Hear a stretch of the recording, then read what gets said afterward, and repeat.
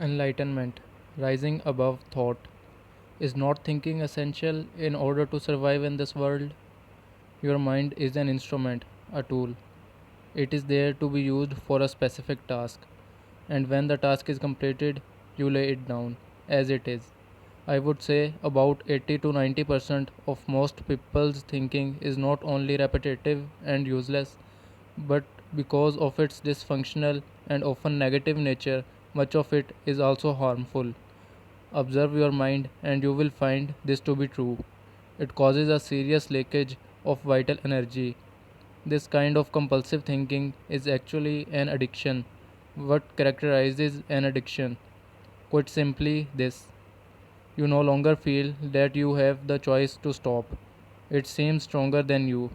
It also gives you a false sense of pleasure that invariably turns into pain.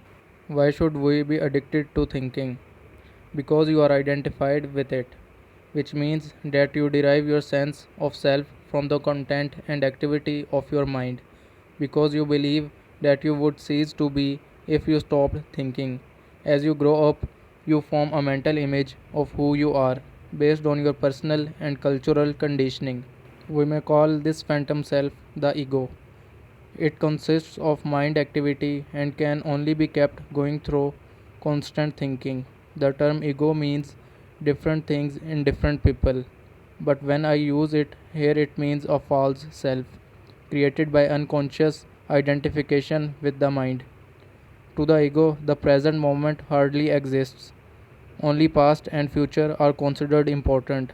This total reversal of the truth accounts for the fact that in the ego mode, the mind is so dysfunctional, it is always concerned with keeping the past alive, because without it, who are you? It constantly projects itself into the future to ensure its continued survival and to seek some kind of release or fulfillment there. It says, one day, when this, that, or the other happens, I am going to be okay, happy, at peace. Even when the ego seems to be concerned with the present, it is not the present that it sees. It misperceives it completely because it looks at it through the eyes of the past, or it reduces the present to a means to an end that always lies in the mind projected future. Observe your mind, and you will see that this is how it works. The present moment holds the key to liberation, but you cannot find the present moment as long as you are your mind. I don't want to lose my ability to analyze and discriminate.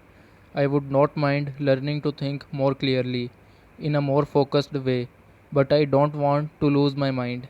The gift of thought is the most precious thing we have. Without it, we would just be another species of animal. The predominance of mind is no more than a stage in the evolution of consciousness.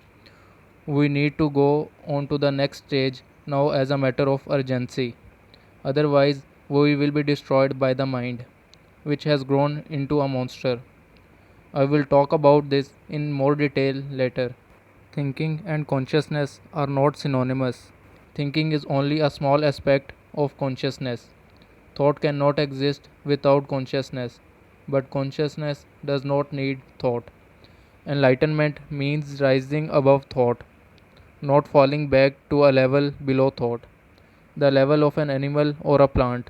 In the enlightened state, you still use your thinking mind when needed, but in a much more focused and effective way than before. You use it mostly for practical purposes, but you are free of the involuntary internal dialogue, and there is inner stillness when you do use your mind.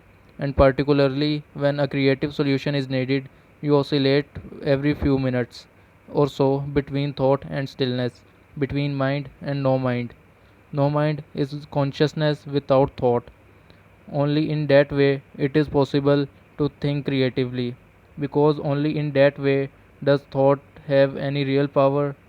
Thought alone, when it is no longer connected with the much vaster realm of consciousness, quickly becomes barren, insane, destructive.